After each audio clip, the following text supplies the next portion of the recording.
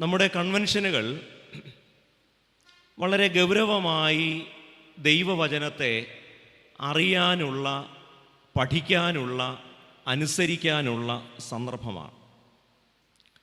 ചില ക്യാപ്സൂളുകൾ തരിക എന്നതല്ല കൺവെൻഷൻ്റെ ഉദ്ദേശ്യ ലക്ഷ്യം.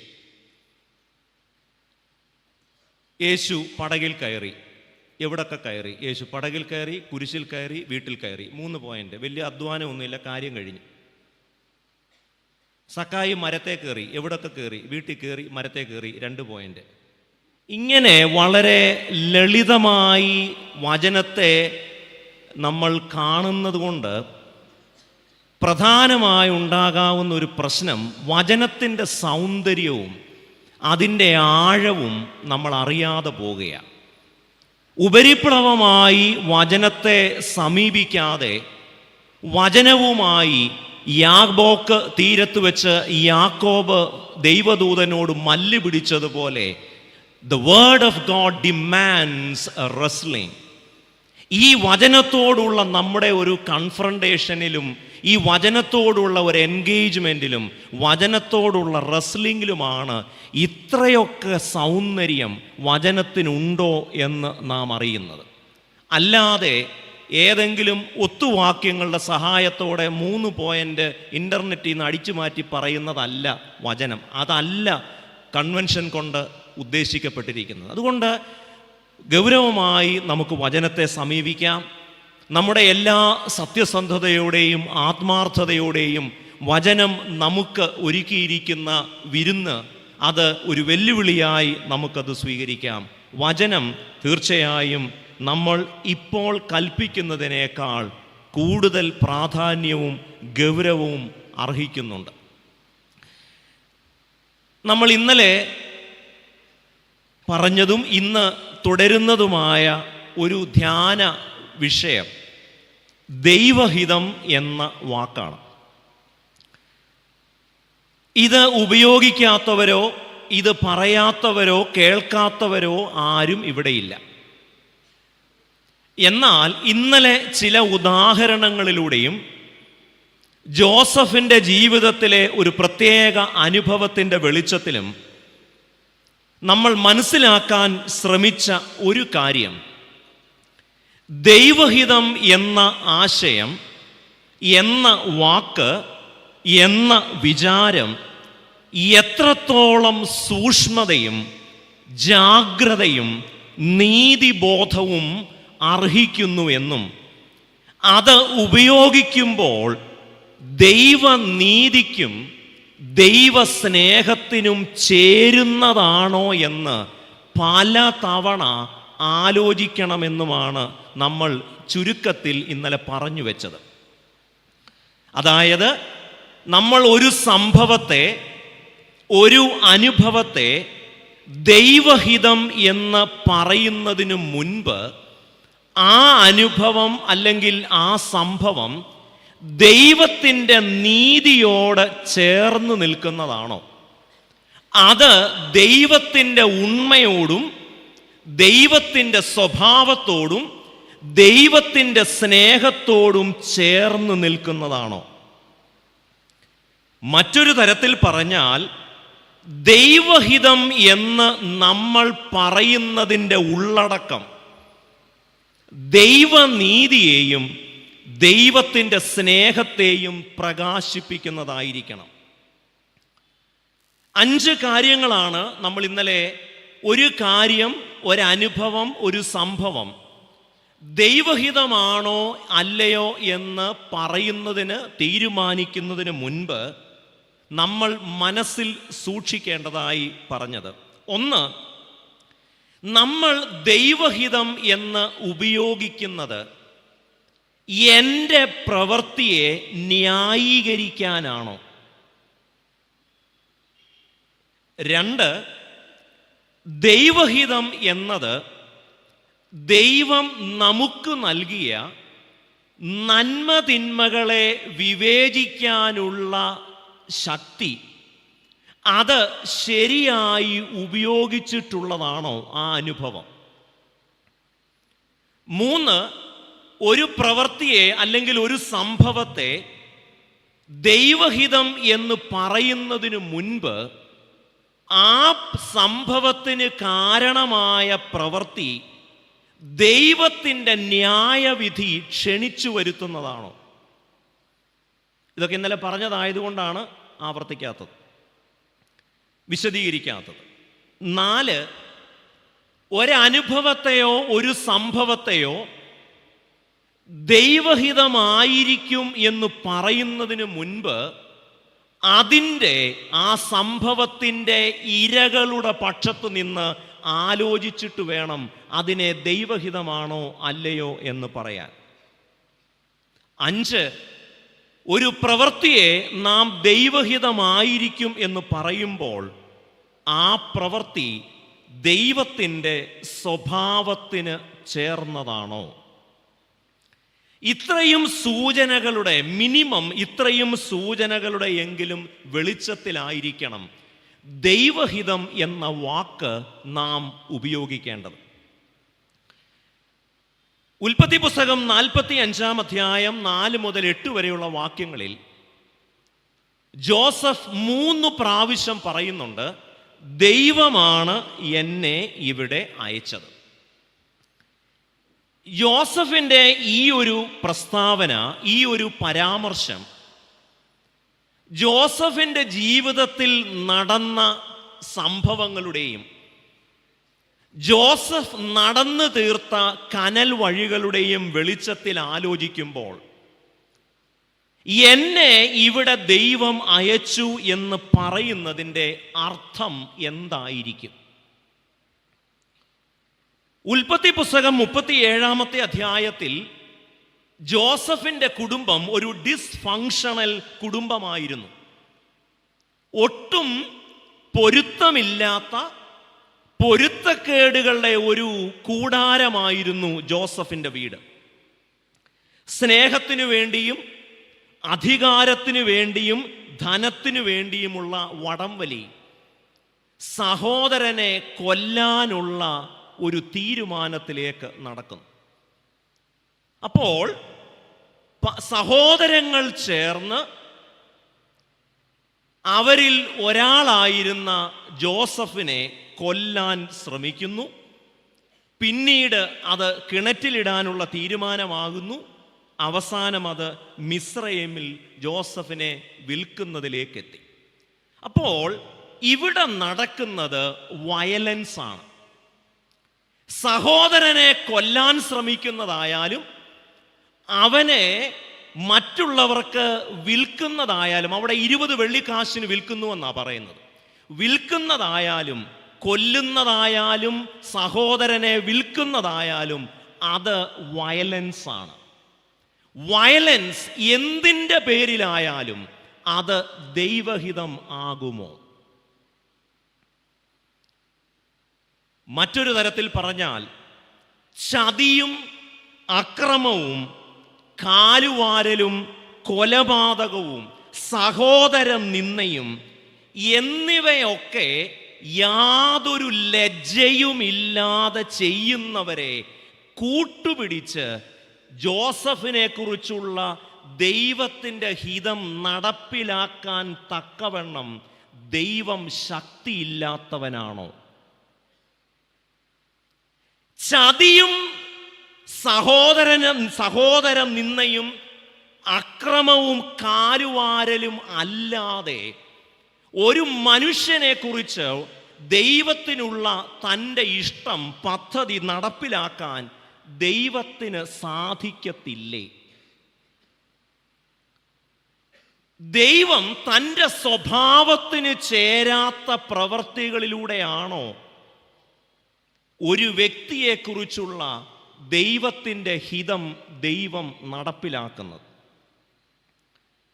സഹോദരന്മാർ ചെയ്തത് ദൈവഹിതമല്ല, അവർ ജോസഫിനെ കുറിച്ചുള്ള ദൈവഹിതത്തിന് എതിര് നിൽക്കുകയായിരുന്നു.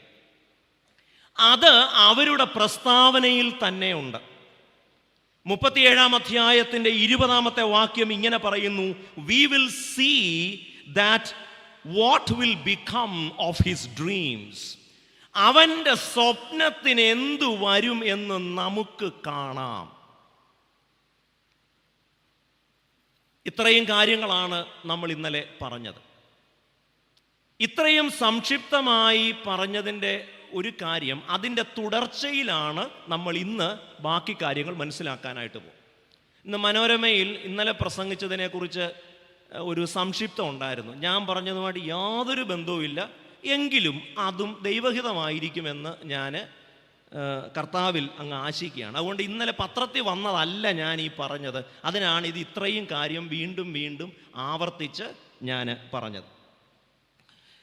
അപ്പോൾ ഇന്നലെ പറഞ്ഞ സംഭവങ്ങളുടെ തുടർച്ചയിൽ നമുക്ക് വീണ്ടും അത്രയും കാര്യങ്ങൾ മനസ്സിൽ സൂക്ഷിച്ചുകൊണ്ട് ഈ വേദഭാഗം ഒന്നുകൂടെ വായിച്ച് നമ്മുടെ ഇന്നത്തെ ധ്യാനത്തിലേക്ക് പ്രവേശിക്കാം.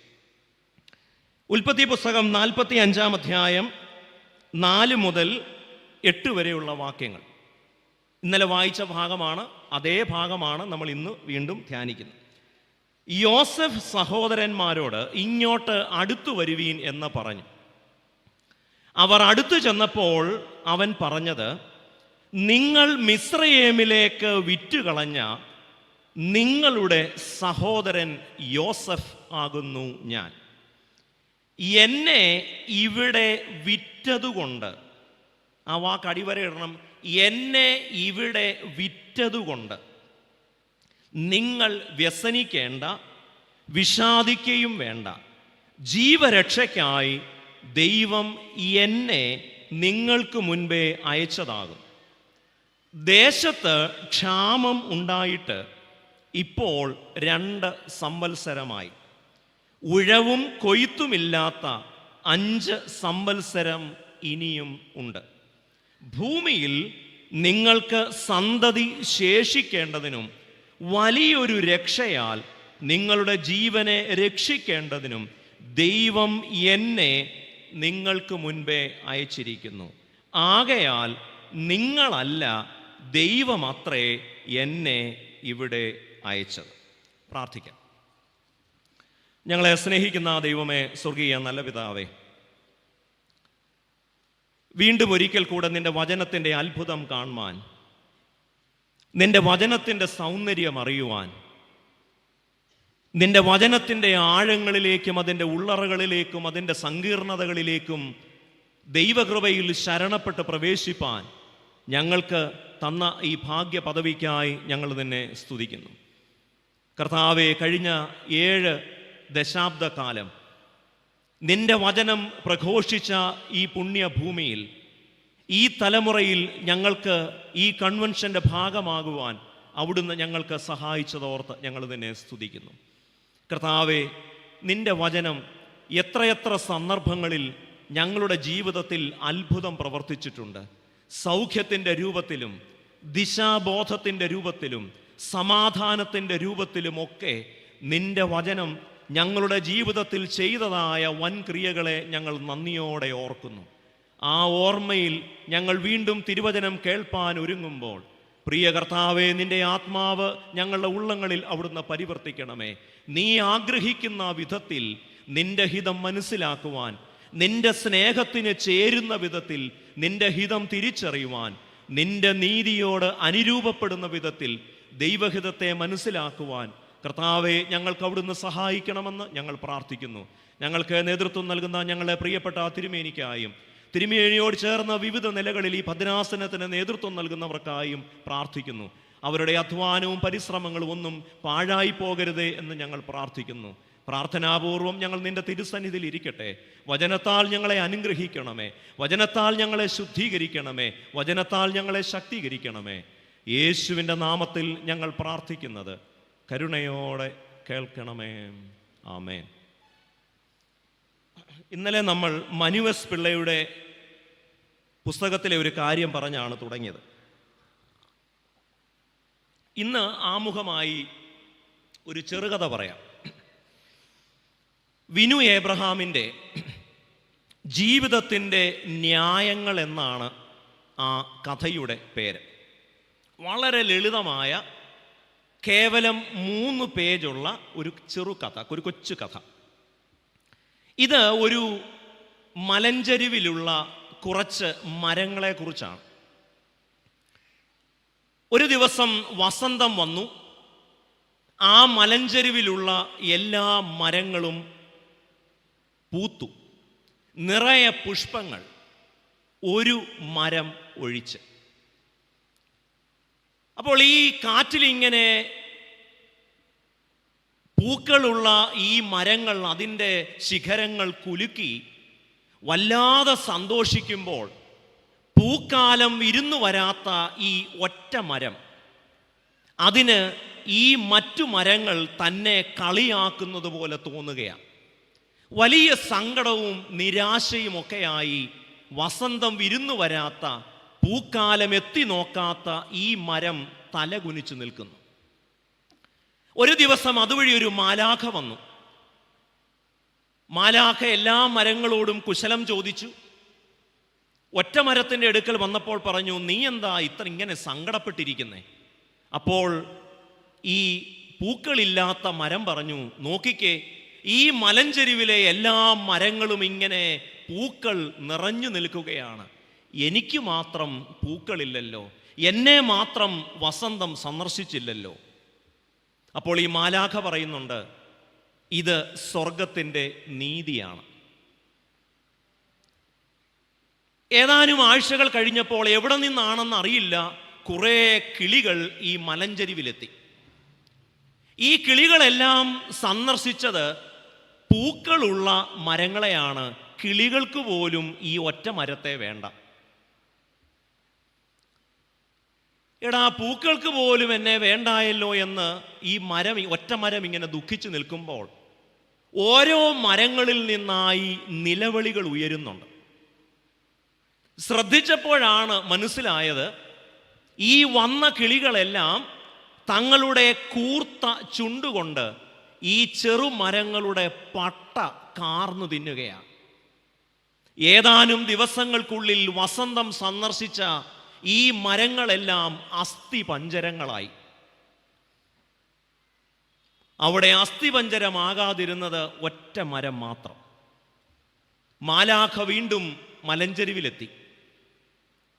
ഒറ്റമരത്തെ കണ്ടപ്പോൾ മാലാഖ ചോദിച്ചു, ഇപ്പോൾ മനസ്സിലായോ സ്വർഗത്തിൻ്റെ നീതി? ഇത് കേട്ടതും ഈ ഒറ്റമരം പൊട്ടിക്കരഞ്ഞു. നീ എന്തിനാ കരയുന്നത്? നീ അസ്ഥിപഞ്ജരമായില്ലല്ലോ, ബാക്കിയുള്ളവരല്ലേ അസ്ഥിപഞ്ജരമായത്. അപ്പോൾ ഈ ഒറ്റമരം പറയുകയാ, ഞാൻ ഒറ്റയ്ക്ക് ഇവിടെ എന്ത് ചെയ്യാനാ? കാറ്റടിക്കുമ്പോൾ ഞങ്ങളുടെ ശിഖരങ്ങൾ കൂട്ടിമുട്ടിച്ച് ഞങ്ങൾ ഉല്ലസിക്കും. നീരോട്ടമുള്ള പ്രദേശങ്ങളിലേക്ക് ഞങ്ങളുടെ വേരുകൾ ഒരുമിച്ച് പായും. കൂടെ ആരുമില്ലാതെ എന്ത് സ്വർഗനീതി?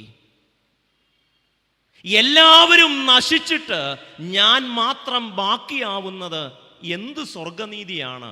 മാലാഖ ഒന്ന് പറഞ്ഞു തന്നാലും. മാലാഖയ്ക്ക് ഒന്നും പറയാനില്ല. മാലാഖ പറന്നകന്നു. ആ കഥ അവസാനിപ്പിക്കുന്നത്, ആ ഒറ്റമരം ഇപ്പോഴും മലഞ്ചെരുവിൽ കാത്തു നിൽക്കുകയാണ്. എന്നെങ്കിലും ഒരു മാലാഖ വന്ന് സ്വർഗനീതിയെക്കുറിച്ച് കൃത്യമായ ഒരു ഉത്തരം തരുമെന്ന്.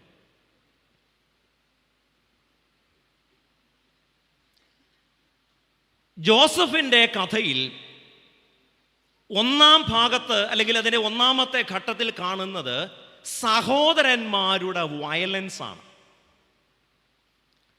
അപ്പോൾ ജോസഫിനെ കുറിച്ചുള്ള ദൈവത്തിൻ്റെ ഹിതം, ദൈവത്തിൻ്റെ പദ്ധതിക്ക് തടസ്സമായി നിന്നത് സഹോദരന്മാരുടെ അസൂയയും പകയുമാണ്, വയലൻസാണ്. രണ്ടാമത്തെ ഘട്ടത്തിൽ നമ്മൾ കാണുന്നത് ജോസഫിൻ്റെ വഴിയിൽ ദൈവഹിതം നടപ്പിലാകുന്നതിന് തടസ്സമായി നിൽക്കുന്നത് വയലൻസ് ആണ്, പക്ഷേ മറ്റൊരു തരത്തിലാണ്. അതിന് ഹണി ട്രാപ്പ് എന്ന് പറയാം. ഇപ്പോൾ ഈ വാക്ക് കേൾക്കാത്തവർ അധികമില്ല. നിങ്ങളിപ്പോൾ കസ്റ്റഡിയിലാണ് എന്നൊക്കെ പറയുമ്പോൾ നമ്മൾ എഴുന്നേറ്റ് ഇന്ന് ശരി ചേട്ടാ എന്നൊക്കെ പറഞ്ഞ് വെർച്വൽ കസ്റ്റഡി എന്നൊക്കെ പറയും. അത് ഒരർത്ഥത്തിൽ പറഞ്ഞാൽ ഡിജിറ്റൽ ഹണി ട്രാപ്പാണ്. ഹണി ട്രാപ്പ് ആരാണ് കണ്ടുപിടിച്ചത് എന്ന് ചോദിച്ചാൽ ഒറ്റ ഉത്തരമേ ഉള്ളൂ, അത് പൊത്തിഫേറിന്റെ ഭാര്യയാണ്. പൊത്തിഫേറിന്റെ ഭാര്യ കണ്ടുപിടിച്ച ഹണി ട്രാപ്പ് പിന്നെ പ്രാക്ടീസ് ചെയ്തത് ശിംശോന്റെ കൂട്ടുകാരി ദലീലയാണ്. MC തോമസ് അച്ഛൻ പേരിക്കും, ഇയാളെ ഇതൊന്നും അല്ലല്ലോ ഞാൻ സെമിനാരി പഠിപ്പിച്ചത്, ഹണി ട്രാപ്പ് എന്നൊരു വാക്ക് പോലും ഞാൻ പഴയ നിയമം പഠിപ്പിച്ചപ്പം. ഇവിടത്തെ ഒരു തടസ്സം ഹണി ട്രാപ്പാണ്. പൊത്തിഫേറിന്റെ ഭാര്യയാണ് ഇവിടുത്തെ വില്ലത്തി. ഒന്നാമത്തെ ഘട്ടത്തിൽ ജോസഫിന്റെ ജീവിതത്തിന് വഴിമുടക്കിയത് സഹോദരങ്ങളുടെ വയലൻസ് ആണെങ്കിൽ, ഇവിടെ പൊത്തിഫേറിന്റെ ഭാര്യയുടെ ഹണി ട്രാപ്പാണ്. രണ്ട് കാര്യങ്ങൾക്കാണ് പ്രധാനമായും ഈ ഹണി ട്രാപ്പ് എന്ന് പറയുന്ന കാര്യം ആളുകൾ ഉപയോഗിക്കുന്നത്. വലിയ സൈനിക രഹസ്യങ്ങൾ ചോർത്താൻ ഹണി ട്രാപ്പ് എന്ന് പറയുന്ന ഒരു വൈകൃതം നിറഞ്ഞ സമ്പ്രദായം ആളുകൾ സ്വീകരിക്കും. രണ്ട്, പണം അപഹരിക്കാൻ ഹണി ട്രാപ്പ് ഉപയോഗിക്കും. കൂടുതൽ സാധ്യതകൾ അതിന് കാണാം. അത് പ്രാക്ടീസ് ചെയ്യുന്നവരോട് ചോദിച്ചാൽ ഇതിൽ കൂടുതൽ എന്തെങ്കിലും ഉണ്ടോ എന്ന് അവർ പറഞ്ഞു തരും. അപ്പോൾ നമ്മളിപ്പോൾ ഇതിൻ്റെ ഒരു സെറ്റിംഗ് പൊത്തിഫേറിൻ്റെ വീടാണ്. 39-ാം അധ്യായത്തിൻ്റെ 9-ാമത്തെ വാക്യം വായിക്കുമ്പോൾ നമ്മൾ അവിടെ കാണുന്ന ഒരു കാര്യം, പൊത്തിഫേറിന് ജോസഫിനെ വലിയ വിശ്വാസമായിരുന്നു. 39-ാം അധ്യായം 3-ാമത്തെ വാക്യത്തിൽ യഹോവ അവനോട് കൂടെയുണ്ടെന്നും അവൻ ചെയ്യുന്നതൊക്കെയും യഹോവ സാധിപ്പിക്കുന്നുവെന്നും അവൻ്റെ യജമാനൻ കണ്ടു. അപ്പോൾ ജോസഫ് ആരാണെന്നും അവൻ ചെയ്യുന്നതൊക്കെയും സാധിക്കുന്നതിൻ്റെ രഹസ്യം, ജോസഫിൻ്റെ വിജയ രഹസ്യം എന്താണെന്ന് വളരെ കൃത്യമായി പൊത്തിഫേറിന് അറിയാം.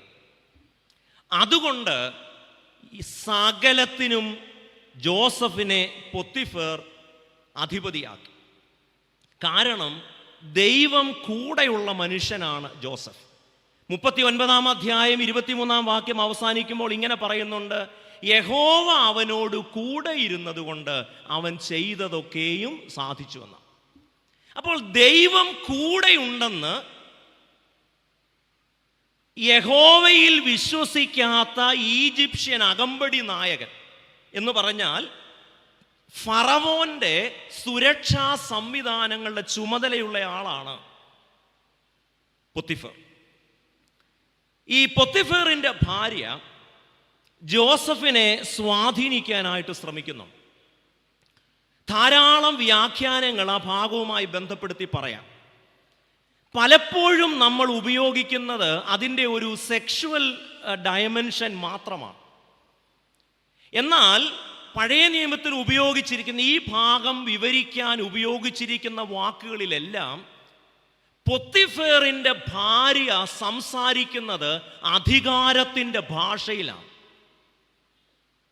കാരണം തൻ്റെ ഉദ്യോഗസ്ഥൻ എന്ന് പറയുന്നത്, തൻ്റെ ഭവനത്തിൽ ജോലി ചെയ്യുന്നയാൾ താൻ പറയുന്നത് അനുസരിക്കാൻ ബാധ്യസ്ഥനാണ്.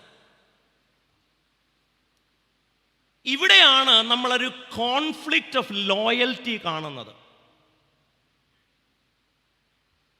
ഈ കഴിഞ്ഞ ദിവസത്തെ മംഗളം ദിനപത്രത്തിലെ കോളത്തിൽ എല്ലാ ഞായറാഴ്ചയും എഴുതുന്നൊരു കോളമുണ്ട്. ഈ പ്രാവശ്യം അത് എഴുതിയപ്പോൾ ഞാൻ ഉപയോഗിച്ചൊരു വാക്കുണ്ട്, ഇങ്ങനെയാണ്. അത് അമേരിക്കയിൽ ട്രംപിൻ്റെ ഈ നാഷണൽ കത്തീഡ്രലിൽ വെച്ച് നടന്ന സംഭവത്തിൽ ബിഷപ്പ് മാരിയൻ നടത്തിയ ഒരു പ്രസംഗത്തിൻ്റെ വെളിച്ചത്തിൽ പറഞ്ഞതാണ്. എന്തുകൊണ്ടാണ് മാരിയൻ ഇത്രയും ധൈര്യം? ലോകത്തിൽ ഇന്ന് ജീവിച്ചിരിക്കുന്നവരിൽ ഏറ്റവും ശക്തനാണ് ഈ പ്രസിഡന്റ്. അങ്ങനെ ഒരു പ്രസിഡന്റിന്റെ സാന്നിധ്യത്തിൽ വിറയ്ക്കുന്ന ശബ്ദത്തോടെ ആണെങ്കിലും in the name of the same God I ask for Mercy.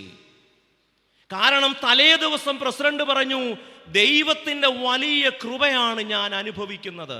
പിറ്റേ ദിവസം ബിഷപ്പ് മാരിയൻ പറയുന്നു, in the name of the same God ഇന്നലെ നിങ്ങൾ പറഞ്ഞ ഒരു ദൈവമുണ്ടല്ലോ, ആ ദൈവത്തിൻ്റെ നാമത്തിൽ ഞാൻ നിങ്ങളോട് ഈ ജനത്തിനു വേണ്ടി കരുണ ചെയ്യണമെന്ന് യാചിക്കുകയാണ്. In the name of the same God. ഈ ധൈര്യം എവിടെ നിന്ന് ഈ ബിഷപ്പിന് കിട്ടി?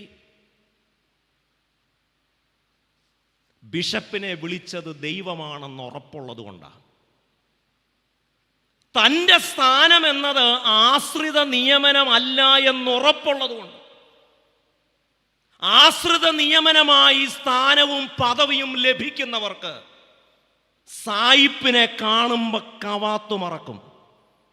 വിളിച്ചത് തമ്പുരാനാണെങ്കിൽ, വിളിച്ചത് ഈ അണ്ടകടാഹത്തെ ഉള്ളംകൈയിൽ വഹിക്കുന്നവനാണെങ്കിൽ, വിളിച്ച ദൈവത്തെ അല്ലാതെ ഈ ഭൂമിയിൽ മറ്റൊരുത്തനെയും ഭയപ്പെടേണ്ടതില്ല. ഇവിടെയാണ് കോൺഫ്ലിക്റ്റ് ഓഫ് ഇൻട്രസ്റ്റ്. ഒരേ സമയത്ത് പൊത്തിഫറിന്റെ വീട്ടിലെ ശമ്പളക്കാരനാണ് ജോസഫ്. പക്ഷേ ശമ്പളം തരുന്നവനല്ല ഈ ലോകത്തിലേക്ക് അയച്ചത് തന്നെ. അതുകൊണ്ട് പൊത്തിഫേറിന്റെ അധികാരത്തിന്റെ ധാർഷ്ട്യത്തിന്റെ ഭാഷ കടന്നു പിടിക്കുകയാണ്. ഇവിടെ ഇരിക്ക്, എന്നോടുകൂടെ ശയിക്ക്. പൊത്തിഫേർ അവിടെ നിന്ന് രക്ഷപ്പെടുകയാണ്, കുതറി മാറുകയാണ്. കാരണം താൻ ആരുടെ കയ്യിൽ ഇരിക്കേണ്ട ആളാണെന്ന് ജോസഫിന് നല്ല നിശ്ചയമുണ്ട്. പൊത്തിഫേറിന്റെയോ അദ്ദേഹത്തിന്റെ ഭാര്യയുടെ പിടിയിലിരിക്കേണ്ടവനല്ല, ഞാൻ ദൈവത്തിന്റെ ഉള്ളംകൈയിൽ ഇരിക്കുന്നവനാണ്. അങ്ങനെ ആരുടെയെങ്കിലും പിടിയിൽ പെടാതെ കുതറി മാറാനുള്ള നെഞ്ചുറപ്പുണ്ടാകണമെങ്കിൽ വിളിച്ചതാരാണെന്നുറപ്പ് വേണം. ഇതൊരു ചെറിയ കാര്യമല്ല. കുതറി മാറുകയാണ് ജോസഫ്. കുതറി മാറി ഓടുന്ന കൂട്ടത്തിൽ തൻ്റെ നിലയങ്കി അവിടെ ഇട്ടിട്ട് പോയി. ജോസഫിൻ്റെ ജീവിതത്തിലെ പല പ്രധാന സംഭവങ്ങളിലും ഈ നിലയങ്കി ഒരു പ്രധാന റോളാണ്. ആദ്യം നമ്മൾ ഈ നിലയങ്കിയെക്കുറിച്ചുള്ള പരാമർശം കാണുന്നത് അപ്പൻ്റെ കവിഞ്ഞൊഴുകുന്ന സ്നേഹം, കവിഞ്ഞൊഴുകുന്ന അനുഗ്രഹം നമ്മൾ ദിവസം കേൾക്കുന്നുണ്ട്. ഇതല്ല, കവിഞ്ഞൊഴുകുന്ന അനുഗ്രഹം. അപ്പോൾ ഇവിടെ ജോസഫ് ധരിക്കുന്ന ആ നിലയങ്കി ഒരു സമയത്ത് it was a sign of deep love, അഗാധമായ സ്നേഹത്തിൻ്റെ തെളിവാണ് അപ്പൻ തന്ന നിലയങ്കി. ഇതേ നിലയങ്കി തന്നെ it becomes a sign of deep deception. എപ്പോഴാണ്? സഹോദരങ്ങൾ ഇവനെ പൊട്ടക്കിണറ്റിൽ ഇടുന്നതിന് മുൻപ് നിലയങ്കി ഊരി. അപ്പോൾ the sign of deep love becomes a sign of deep deception. മറ്റൊരു സന്ദർഭത്തിൽ നമ്മൾ കാണുന്നത് പൊത്തിഫേറിന്റെ കൊട്ടാരത്തിൽ നിലയങ്കി ഇട്ടിട്ട് പോകുന്നതാണ്. It becomes a sign of deep hate and anger. ഇവിടെ എനിക്ക് ഏറ്റവും കൗതുകകരമായി അല്ലെങ്കിൽ ഏറ്റവും വെല്ലുവിളി നിറഞ്ഞതായി തോന്നുന്ന ഒരു കാര്യം, ജോസഫ് ഈ വീട്ടിൽ വെച്ച് ഒരു പാഠം പഠിക്കുകയാണ്. എന്താണ് ആ പാഠം? താനൊരു സ്വപ്നം കണ്ടവനാണ്, തനിക്കൊരു സ്വപ്നമുണ്ട്, അത് ദൈവം വെളിപ്പെടുത്തിയ സ്വപ്നമാണ്. എന്നാൽ ഫറവോന്റെ പ്രധാന സെക്യൂരിറ്റി ഓഫീസറായിരിക്കുന്ന പൊത്തിഫറിന് 39-ാം അധ്യായത്തിൻ്റെ ആദ്യ വാക്കുകളിൽ നമ്മൾ കാണുന്നുണ്ട്, ജോസഫിനെ വലിയ വിശ്വാസമായിരുന്നു. അതുകൊണ്ടാണ് വീട് ഉൾപ്പെടെ സകലത്തിൻ്റെയും ചുമതലക്കാരനായി ജോസഫിനെ പൊത്തിഫർ നിയമിക്കുന്നത്. തന്നോടുകൂടെ ദൈവമുണ്ടെന്ന് പൊത്തിഫറിന് അറിയാം. അതുകൊണ്ടാണ് താൻ ചെയ്യുന്നതൊക്കെ വിജയിക്കുന്നതെന്നും പൊത്തിഫറിന് അറിയാം.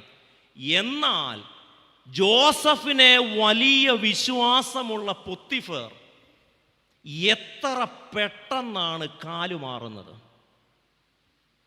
ഇവിടെ പഠിക്കേണ്ട ഏറ്റവും വലിയ പാഠം, മനുഷ്യന്റെ വിശ്വാസത്തിന് വലിയ ആയുസ്സില്ല. നമ്മൾ പലപ്പോഴും അമിതമായി ആശ്രയിക്കുന്നത് ഇന്നയാൾക്ക് എന്നെ വലിയ വിശ്വാസമാണ്. നിങ്ങളെക്കാൾ അടുപ്പമുള്ള മറ്റൊരാൾ മറ്റൊന്ന് പറഞ്ഞാൽ മാറാനുള്ളതേ ഉള്ളൂ ഈ വിശ്വാസം. അപ്പൊ ഈ പൊത്തിഫേറിന്റെ ജീവിതത്തിൽ ജോസഫിനെ വലിയ വിശ്വാസമാണ്. പക്ഷെ എത്ര പെട്ടെന്നാണ് ജോസഫിനെ പൊത്തിഫേർ അവിശ്വസിക്കുന്നത്. മനുഷ്യരുടെ നാക്കിൻ്റെ തുമ്പത്താണ് പലപ്പോഴും നമ്മളെക്കുറിച്ചുള്ള ആളുകളുടെ വിശ്വാസം.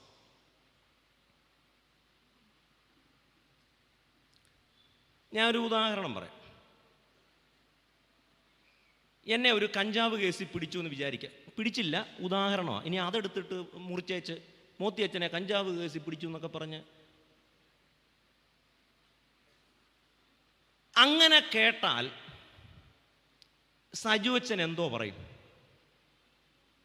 പുള്ളി എൻ്റെ വലിയ ദോസ്താന്നാ പറയുന്നത്. പുള്ളി എന്തോ പറയും? വന്നപ്പോഴേ ഒരു മയക്കം ഞാൻ ശ്രദ്ധിച്ചായിരുന്നു.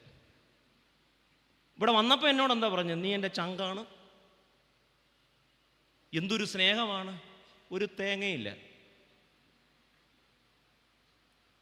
വളരെ കുറച്ച് സമയം മതി നിങ്ങളെ ഏറ്റവും അധികം വിശ്വസിക്കുന്ന മനുഷ്യർ നിങ്ങളെ അവിശ്വസിക്കാൻ.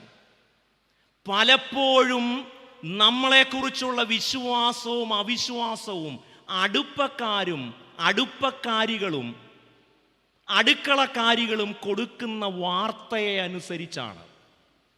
കാരണം ആരും ഉള്ളറിഞ്ഞവരില്ല. അതുകൊണ്ട് നമ്മുടെ ഉള്ളമറിയാത്ത ഒരു മനുഷ്യൻ്റെ വിശ്വാസത്തിന് യാതൊരു വിലയുമില്ലെന്നോർക്കണം. എപ്പോൾ വേണമെങ്കിലും അവർ കാലുമാറും.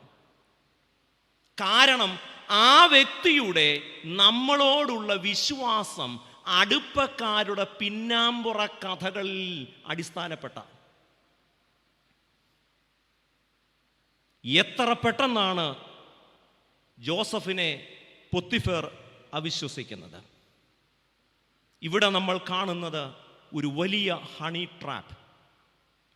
ജോസഫിനെ ജയിലിലേക്ക് അയക്കുന്നു. ജോസഫിനെ കുറിച്ചുള്ള ദൈവത്തിൻ്റെ ഹിതം നടപ്പിലാക്കാൻ,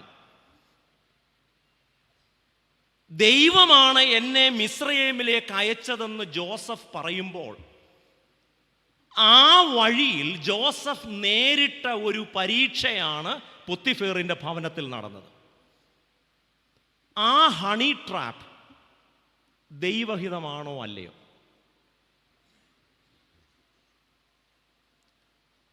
അതവിടെ നിൽക്കട്ടെ.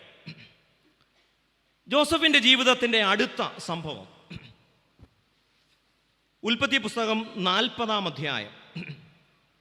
അപ്പോൾ ഈ ഹണി ട്രാപ്പ് ഒക്കെ കഴിഞ്ഞ് ജോസഫ് ഇപ്പോഴും ജയിലിലാണ്. കുറേ നാളായിട്ട് ജയിലിൽ കിടക്കുക.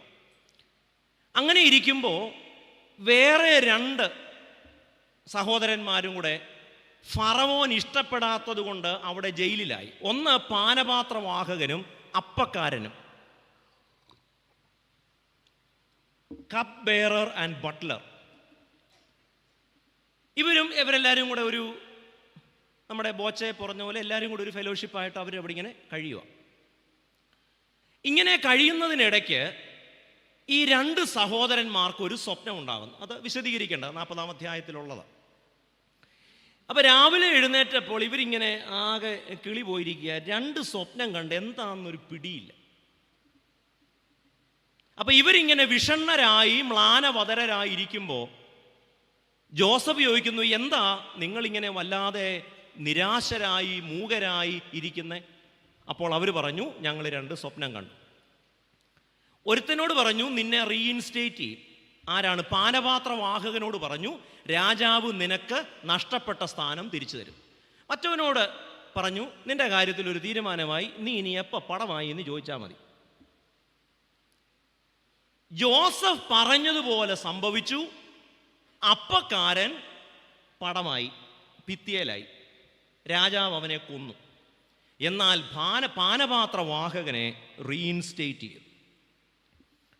ഇവിടെ നമ്മൾ കാണുന്നത് ഈ സ്ഥാനം തിരിച്ചു കിട്ടുന്നതിന് മുൻപ് ജോസഫിനെ കാണാൻ വന്നപ്പോൾ ജോസഫ് പറഞ്ഞു, എന്നെയും കൂടെ ഒന്ന് ഓർത്തോണേ. ഇപ്പം ശരിയാക്കി തരാം. ചെറിയ ഒരു ഇതിൻ്റെ കുഴപ്പം കൂടെ ഉള്ളൂ. വയനാടാവുമ്പോൾ അത് പെട്ടെന്ന് മനസ്സിലാവും. ഇപ്പം ശരിയാക്കി തരാം. അപ്പൊ ജോസഫ് അന്ന് മുതൽ ഇങ്ങനെ കിനാവ് കാണുകയാണ്. ഈ പാനപാത്രവാഹകൻ അങ്ങോട്ട് ചെല്ലുന്നു, പിന്നെ നേരെ ഫറവോനോട് പറയുന്നു, ആരെവിടെയെന്ന് പറയുന്നു, മലപ്പുറം കത്തി, നാടൻ ബോംബ് പെട്ടെന്ന് സാധിക്കും. ആ കിടപ്പ് 2 കൊല്ലം കിടന്നു. അവിടെ പറയുന്നത് പാനപാത്രവാഹകൻ ജോസഫിനെ മറന്നു. മറ്റൊരു തരത്തിൽ പറഞ്ഞാൽ forgetfulness is also A violence. നാം ഒരാൾക്കൊരു വാക്ക് കൊടുത്താൽ ആ വാക്ക് മറന്നുപോയാൽ അത് വയലൻസ് ആണ്. അതുകൊണ്ടാണ് യേശു പറഞ്ഞത്, ചെയ്യാനൊക്കുമെങ്കിൽ ചെയ്യാം എന്ന് പറയണം. അല്ലെങ്കിൽ നിങ്ങളുടെ വാക്ക് ഉവ്വ ഉവ്വ എന്നല്ല, യേസ് എന്ന് പറഞ്ഞാൽ യേസ് ആയിരിക്കണം, നോക്കാം എന്ന് പറഞ്ഞാൽ നോക്കിയിരിക്കണം, ചെയ്യാം എന്ന് പറഞ്ഞാൽ ചെയ്തിരിക്കണം. കാരണം നിങ്ങളുടെ ഒരു വാക്ക് പ്രതീക്ഷിച്ച് പലരും കാത്തിരിപ്പുണ്ടാവും. നിങ്ങളുടെ മറവി ഒരു വയലൻസ് ആണെന്ന് മറന്നു പോകരുത്. Forgetfulness is also a kind of violence. അപ്പോൾ ഇങ്ങനെ വേണമെങ്കിൽ പറയാം, Joseph's fate hangs on cup bearer's memory. പാനപാത്രവാഹകന്റെ ഓർമ്മയിലാണ്. ഇതിനു മുൻപ് നമ്മൾ കണ്ടു, പൊത്തിഫേറിന്റെ ഭാര്യയുടെ നാക്കിന്റെ തുമ്പത്തും ഇവിടെ താൻ സഹായിച്ച പാനപാത്രവാഹകന്റെ ഓർമ്മയിലുമാണ് ഈ ജോസഫിന്റെ ഭാവി ഇരുന്നത്. ഈ ഭദ്രാസനത്തിലെ ഒരു അംഗമാണ് പ്രശസ്ത സിനിമാ താരം ജോയ് മാത്യു. നമ്മുടെ സജു അച്ഛൻ്റെ ഒരു അടുത്ത സ്നേഹിതനാണ്. അച്ഛനാണ് എനിക്ക് ജോയ് മാത്യുവിൻ്റെ നമ്പരൊക്കെ തന്നത്. അദ്ദേഹത്തിൻ്റെ ഒരു പുസ്തകമുണ്ട്, പൂനാരങ്ങ. നമ്മൾ ഈ കാണുന്ന പോലൊന്നുമല്ല, വലിയ പിടിയ, അങ്ങ് ഡൽഹിയിലും ഉണ്ടെന്നാ അല്ലേ. അപ്പം ഈ പൂനാരങ്ങ എന്ന് പറയുന്ന അദ്ദേഹത്തിൻ്റെ പുസ്തകത്തിൽ അദ്ദേഹം ചില അനുഭവക്കുറിപ്പുകളാണ്. അതിലൊരു ഭാഗം അദ്ദേഹം സ്വന്തമായി ഒരു ബിസിനസ് തുടങ്ങാൻ ശ്രമിക്കുന്നു. ബോധി ബുക്സ് എന്നാണ് ആ പുസ്തകത്തിൻ്റെ പേര്, ആ പ്രസാധന സംരംഭത്തിൻ്റെ പേര്. അപ്പോൾ ആരെങ്കിലും ഒരു നല്ല പുസ്തകം തരണമല്ലോ.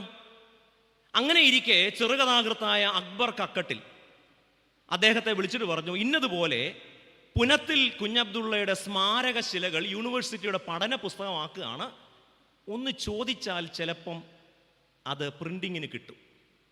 അദ്ദേഹം കക്കട്ടിൽ പറഞ്ഞതനുസരിച്ച് ചെന്നു, പുനത്തിലിനെ കണ്ടു,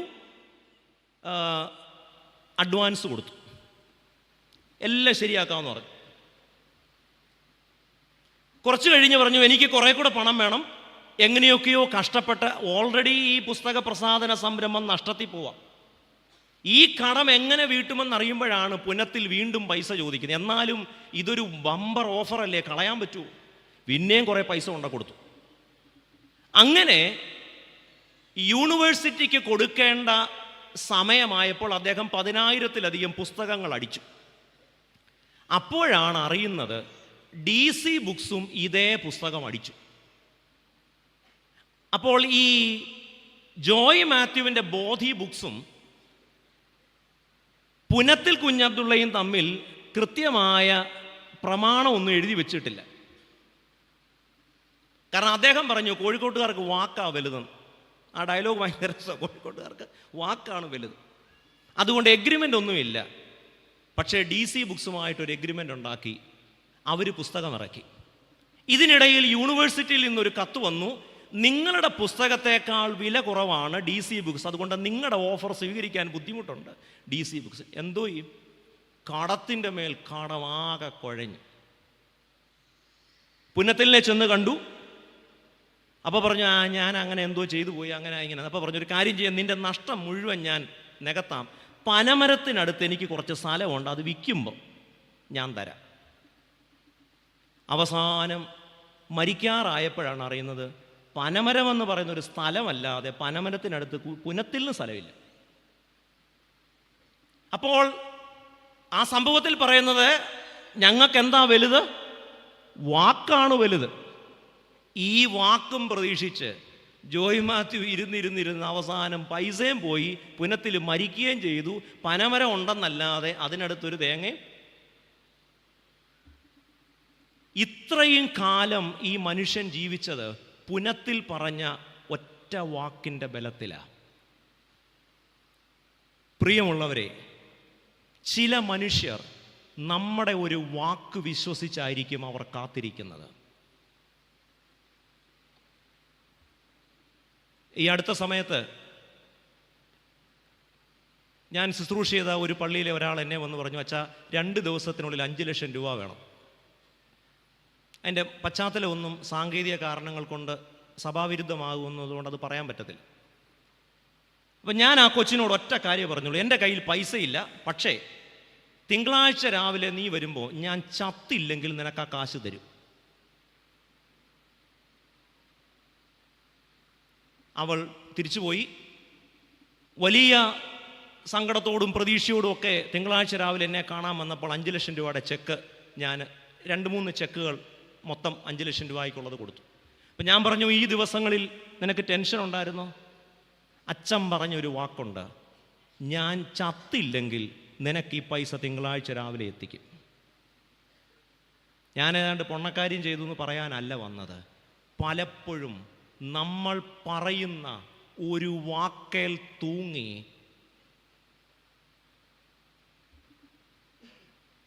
എത്ര മനുഷ്യരാണ് കാത്തിരിക്കുന്നത്. വാക്കിന് നെറിയില്ലാത്തൊരു കാലത്താണ് ജീവിക്കുന്നത്. പറഞ്ഞാൽ പറഞ്ഞതായിരിക്കണം. ഇവിടെ Joseph's future, Joseph's faith Hanks on the cup bearer's memory. മറന്നുപോയി. മറവി ഒരു വയലൻസാണ്. പ്രത്യേകിച്ച് ചില മനുഷ്യർക്ക് പ്രതീക്ഷ കൊടുക്കുന്നതാണെങ്കിൽ അത് ചെയ്യാതെ ഇരുന്നാൽ അത് വയലൻസാണ്. അപ്പോൾ 3 പ്രതിസന്ധികളാണ് ജോസഫിൻ്റെ നിയോഗ വഴിയിൽ. 1, സഹോദരന്മാരുടെ വയലൻസ്. 2, honey trap. 3, ഫോർഗെറ്റ്ഫുൾനെസ്, മറവി. ഇത്രയൊക്കെ സംഭവിച്ചിട്ടും, ജയിലിലായിട്ടും, സഹോദരങ്ങൾ കൊല്ലാൻ ശ്രമിച്ചിട്ടും, ഹണി ട്രാപ്പിൽപ്പെട്ട് തടവറയിലായിട്ടും, സഹായിക്കുമെന്ന് പ്രതീക്ഷയുള്ളവർ മറന്നിട്ടും ജോസഫ് ഉറപ്പിച്ചു പറയുകയാണ്, ദൈവം എന്നെ ഇവിടെ കൊണ്ടുവന്നു. ദൈവഹിതം എന്ന് പറഞ്ഞാൽ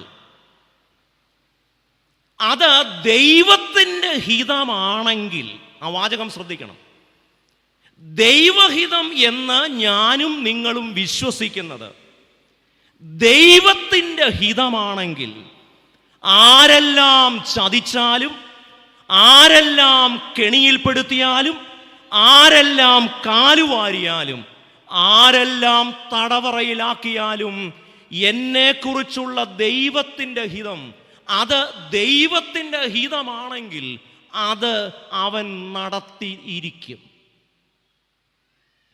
അതുകൊണ്ട് ദൈവഹിതം എന്നത് അതിൻ്റെ ലളിതമായ അർത്ഥം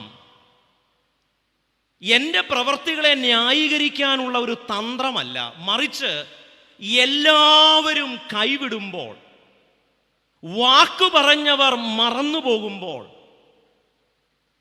അധികാരികൾ അവരുടെ സ്വാർത്ഥതയ്ക്കനുസരിച്ച് വശീകരിക്കാൻ ശ്രമിക്കുമ്പോൾ, ആ കെണിയിൽ പെടാതെ ഇരിക്കുമ്പോൾ, കൂടപ്പിറപ്പുകൾ തൂക്കി വിൽക്കുമ്പോൾ ഒറ്റ പിടിവള്ളിയേ ഉള്ളൂ. അതെന്താണെന്നറിയാമോ?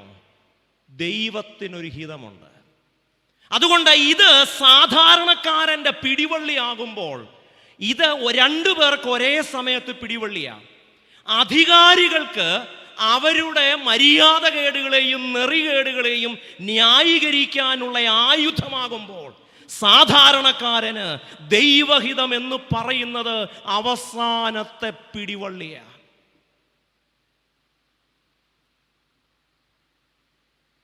അതുകൊണ്ടാണ് ഞാൻ പറഞ്ഞത്, ദൈവഹിതത്തിന് രണ്ട് തലങ്ങളുണ്ട്.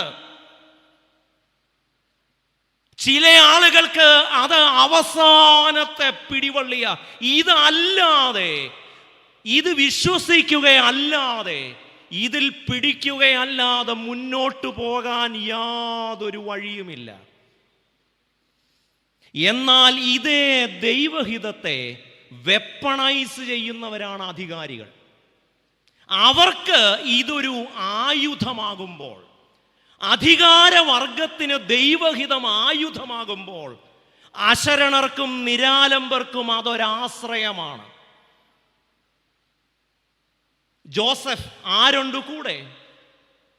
സ്വന്തം നാട്ടിൽ നിന്ന് അന്യനാട്ടിൽ കൂടപ്പറപ്പുകൾ തൂക്കിവിറ്റവനാണ്. സഹോദരങ്ങളും കൂടപ്പറപ്പുകളും തൂക്കിവിക്കുകയും ചതിക്കുകയും ചെയ്യുമ്പോൾ അനുഭവിക്കുന്ന മനോവേദന, അത് പ്രാണവേദനയോളം ഉള്ളു പിടയ്ക്കുന്ന വേദനയാണ്. എത്ര പേർ ചതിച്ചിട്ടുണ്ട് ആലോചിച്ച് നോക്ക്. നമ്മൾ അവരെ വാഴുമെന്നോ അവരെക്കാൾ ഉയരുമെന്നോ എന്ന് കരുതി കുണ്ടളപ്പാലയ്ക്ക് വന്നതുപോലെ ഒരിക്കലും ചേരാത്തവർ ചേർന്ന്, ഈ സഹോദരങ്ങൾ ചേർന്ന് ജോസഫിനെ തീർക്കാൻ ശ്രമിക്കുകയാണ്. എവിടാ പിടിക്കുന്നേ? തൂക്കിവിറ്റു. മിസ്രൈമിൽ ചെന്നപ്പോൾ അവിടെയും ഈ പ്രശ്നം. ജയിലിൽ കിടക്കുമ്പോൾ ആരുണ്ട് കൂട്ട്?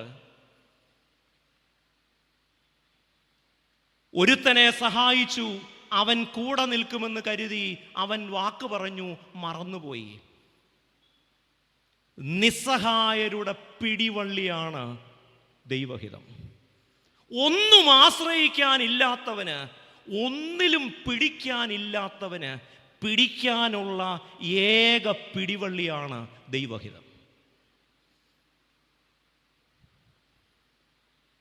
ജോസഫിനെ കുറിച്ചുള്ള ദൈവത്തിൻ്റെ ഹിതം, അതിനൊരു സാങ്കേതിക പദം ഉപയോഗിച്ചാൽ പ്രിസ്ക്രിപ്റ്റീവ് വിൽ എന്ന് പറയാം. ഇത് പിന്നീട് കേൾക്കുന്നവരും ഏതെങ്കിലും തരത്തിലൊരു അക്കാഡമിക് ഇൻട്രസ്റ്റ് ഒക്കെ ഉള്ളവർക്ക് പിന്നീട് ഇത് വായിക്കാൻ വേണ്ടി പറയുന്നതാണ്. എന്താണ് പ്രിസ്ക്രിപ്റ്റീവ് വിൽ? ദൈവം അബ്രഹാമിനോട് പറഞ്ഞു, നിന്നിലൂടെ ഞാൻ സകല ജനതകളെയും അനുഗ്രഹിക്കും. അപ്പോൾ ഓരോ മനുഷ്യനെ കുറിച്ചും ദൈവത്തിന് ഒരു വലിയ പദ്ധതിയുണ്ട്.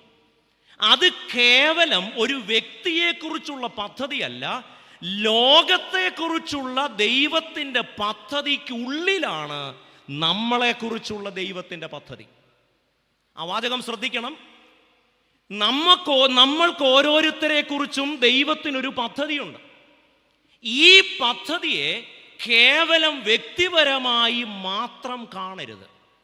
ദൈവത്തിന് ഈ ലോകത്തെക്കുറിച്ചുള്ള പദ്ധതിക്ക് ഉള്ളിലാണ് എന്നെയും നിങ്ങളെയും കുറിച്ചുള്ള ദൈവത്തിൻ്റെ ഹിതം. അതൊരു എളുപ്പത്തിൽ പറഞ്ഞാൽ, നമ്മുടെ ശരീരത്തിന് പല അവയവങ്ങളുണ്ട്. കാണണം, കേൾക്കണം, അല്ലെങ്കിൽ തൊടണം, ഇതൊക്കെ നമ്മുടെ ഓരോ അവയവങ്ങൾ ചെയ്യുന്നതാണ്. ഈ അവയവങ്ങൾക്ക് പ്രത്യേകം ധർമ്മമുണ്ടെങ്കിലും എല്ലാ ധർമ്മവും ശരീരമെന്ന് പറയുന്ന ഒന്നിനോട് ചേർന്ന് വേണം മനസ്സിലാക്കാൻ. ദൈവഹിതം എന്നെയും നിങ്ങളെയും കുറിച്ചുള്ളത്, അത് തടസ്സപ്പെടുത്താൻ, അത് തടയാൻ പോന്ന ഒരുത്തനും ഇതുവരെ ജനിച്ചിട്ടില്ല. ദൈവഹിതമുണ്ടോ? ദൈവഹിതമുണ്ട്. അത് എങ്ങനെയാണ് മനസ്സിലാക്കുന്നത്? രണ്ട് കാര്യങ്ങൾ പറഞ്ഞു. ഒന്ന്, അത് സാധാരണക്കാരനു പിടിവള്ളിയാണ്. ആരും തിരിഞ്ഞു നോക്കാനില്ലാത്തവൻ, പണമില്ല, സ്വാധീനമില്ല, ഒന്നുമില്ലാത്തവർക്ക് ഒരു പിടിവള്ളിയാണ് ദൈവഹിതം. ആശ്രയമാണ് ദൈവഹിതം. എന്നാൽ അധികാരിക്ക് ദൈവഹിതം ഒരായുധമാണ്. രണ്ടാമത് പറഞ്ഞു, ദൈവഹിതത്തെ നമ്മൾ എങ്ങനെ മനസ്സിലാക്കണം? ഓരോ വ്യക്തിയെക്കുറിച്ചുമുള്ള ദൈവത്തിൻ്റെ ഹിതം ലോകത്തെക്കുറിച്ചുള്ള ദൈവത്തിൻ്റെ പദ്ധതിക്കുള്ളിൽ നിന്നുകൊണ്ട് വേണം നമ്മൾ മനസ്സിലാക്കാൻ. എന്തുകൊണ്ടാണ് ജോസഫിനെ കുറിച്ചുള്ള ദൈവത്തിൻ്റെ ഹിതം തകർക്കാൻ സഹോദരങ്ങൾക്കോ പൊത്തിഫേറിനോ ആർക്കും കഴിയാതിരുന്നതിൻ്റെ കാരണം? അവൻ്റെ സ്വപ്നം ദൈവത്തിൻ്റെ സ്വപ്നമാണ്. നിങ്ങളുടെ സ്വപ്നം ദൈവത്തിൻ്റെ സ്വപ്നമാണെങ്കിൽ ആ സ്വപ്നം മറിക്കാൻ, അത് അട്ടിമറിക്കാൻ ദൈവത്തിനല്ലാതെ മറ്റാർക്കും കഴിയില്ല. പക്ഷേ എന്നെക്കുറിച്ചും നമ്മളെക്കുറിച്ചുമുള്ള ദൈവത്തിൻ്റെ ഹിതം ദൈവത്തിന് ലോകത്തെക്കുറിച്ചുള്ള പദ്ധതിയുടെ ഉള്ളിൽ നിന്നുകൊണ്ട് വേണം മനസ്സിലാക്കാൻ. ദൈവഹിതത്തെക്കുറിച്ച് നമ്മൾ കൂടുതലായി ചിന്തിക്കുമ്പോൾ എനിക്ക് ഏലിയാവിൻ്റെ സംഭവമാണ് ഓർമ്മ വരുന്നത്. ഏലിയാവിനെ കുറിച്ച് ദൈവത്തിനൊരു ഹിതമുണ്ട്. അത് തൻ്റെ ജനത്തെക്കുറിച്ചുള്ള ദൈവത്തിൻ്റെ പദ്ധതിക്കുള്ളിലാണ്. അതുകൊണ്ട് തന്നെ ദൈവത്തിൻ്റെ പദ്ധതിയെയും ദൈവത്തിന് ലോകത്തെക്കുറിച്ചുള്ള താല്പര്യങ്ങൾക്കും വിരുദ്ധമായി ആഹാബ് പ്രവർത്തിക്കുമ്പോൾ ഏലിയാവ് ആഹാബിനോട് ചെന്ന് കാര്യങ്ങൾ പറയുകയാണ്. ആഹാബിൻ്റെ അപ്രീതി സമ്പാദിച്ച ഏലിയാവ് അവിടെ നിന്ന് പ്രാണഭയത്താൽ രക്ഷപ്പെട്ട് കെരീത്ത് തോടിനരികെ വിശ്രമിക്കുന്നുണ്ട്. അപ്പോൾ ഞാൻ ആദ്യം പറഞ്ഞ ഒരു വാക്ക് നിങ്ങൾ ഓർക്കുന്നു, പ്രിസ്ക്രിപ്റ്റീവ് വിൽ. അത് ദൈവത്തിൻ്റെ വലിയ പദ്ധതിയാണ്. എന്നാൽ അത്തരം പദ്ധതിക്കുള്ളിൽ നിന്നുകൊണ്ട് പ്രവർത്തിക്കുമ്പോൾ ആഹാബിനെ പോലെയുള്ളവർ അതിനെ അട്ടിമറിക്കാൻ ശ്രമിക്കുമ്പോൾ മറ്റൊന്നുണ്ട്, അത് പ്രോവിഡൻഷ്യൽ വില്ലാണ്. അത് ഏലിയാവിൻ്റെ ജീവിതത്തിലൂടെ മനസ്സിലാക്കാൻ പ്രയാസമൊന്നുമില്ല. ആഹാബ് അടുക്കള അടച്ചതുകൊണ്ട് ഏലിയാവ് പട്ടിണിയൊന്നും കിടക്കില്ല കേട്ടോ. പല ആഹാബുമാർക്കും ഒരു വിചാരമുണ്ട്, അവരടുക്കള അടച്ചാൽ ഏലിയാവ് പട്ടിണി കിടക്കും. ആഹാബിനെ കണ്ടിട്ടല്ല ഏലിയാവിനെ ഉടയവൻ ഈ ലോകത്തിലേക്ക് അയച്ചത്. ദൈവത്തിനൊന്നും സ്തോത്രം പറയണ്ടെന്ന് എനിക്ക് നിർബന്ധവുമില്ല, കാരണം ഇതൊന്നും പറയാൻ തോന്നത്തില്ല. അമ്മായിയമ്മയുടെ തലേ തേങ്ങ വീഴുമെന്ന് പറഞ്ഞിരുന്നെങ്കിൽ ഒരു 10 സ്തോത്രം ഇപ്പോൾ ഇവിടെ വന്നേനെ. ഒരാളുടെയും അടുക്കള കണ്ടിട്ടല്ല പടച്ചോൻ ഉടയതമ്പുരാൻ നിങ്ങളെ ലോകത്തിലേക്ക് അയച്ചത്. ആരടുക്കള അടച്ചാലും ഏലിയാവ് പട്ടിണി കിടന്ന് ചാകുന്ന പ്രശ്നമില്ല. കാരണം ആഹാബിനെ കണ്ടിട്ടല്ല ഏലിയാവിനെ ദൈവം ലോകത്തിലേക്ക് അയച്ചത്. ഏലിയാവ് പറഞ്ഞത് സ്വന്തം സ്വപ്നമല്ല, ദൈവത്തിൻ്റെ സ്വപ്നമാണ്. ഏലിയാവ് കെരീത്തിന്റെ അവിടെ കിടക്കുമ്പോൾ ഫുഡ് എവിടുന്ന് വരും? അടുക്കള അടച്ചു? ആഹാബ് അടച്ചു. ഇനി എന്തു ചെയ്യും? അപ്പോഴാണ് ദൈവം തമ്പുരാൻ സൊമാറ്റോ തുടങ്ങിയത്. മനസ്സിലായോ? ഇപ്പോഴുള്ള പല സ്റ്റാർട്ടപ്പുകാരുടെയും വിചാരം അവരാണ് ഈ സൊമാറ്റോ കണ്ടുപിടിച്ചത്. ഫുഡ് ഡോർ ഡെലിവറി അല്ല, കാക്കയാണ് കണ്ടുപിടിച്ചത്. ലോകത്തിൽ ആദ്യമായിട്ടായിരിക്കും ഒരു കാക്ക അപ്പം കിട്ടിയാൽ അത് സ്വന്തമായി വിഴുങ്ങാം എന്നല്ലാതെ എവിടോ ഒരു പാവപ്പെട്ടവൻ ഇരിക്കുന്നു എന്ന് കരുതി പോയിട്ടുണ്ടോ? കാരണം ഇതിൻ്റെ ഓർഡർ എവിടുന്ന് കിട്ടിയിരിക്കുന്ന ഓർഡറാണ്. അപ്പവും പിന്നെ എന്തുവാ, പൊറോട്ടയോ ബീഫോ വല്ലതും ആയിരിക്കും. ഏതായാലും ഓർഡർ കിട്ടിക്കഴിഞ്ഞാൽ പിന്നെ സൊമാറ്റോക്കാർക്ക് എന്താണ്? Door delivery. ആരാ ഇപ്പോൾ സൊമാറ്റോ കണ്ടുപിടിച്ച്? ഇതൊന്നും എന്നോട് ചോദിക്കും, ഇതൊന്നും ഞാൻ പഠിപ്പിച്ചിട്ടില്ല.